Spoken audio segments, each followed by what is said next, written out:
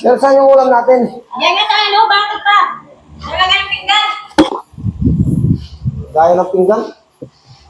O bakit? Kasi pagkatanong, ginugutom na ako.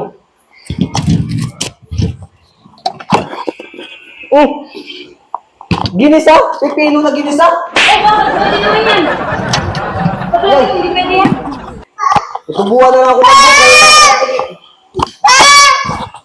Ano? Ba't lang, di ka pa makaupat?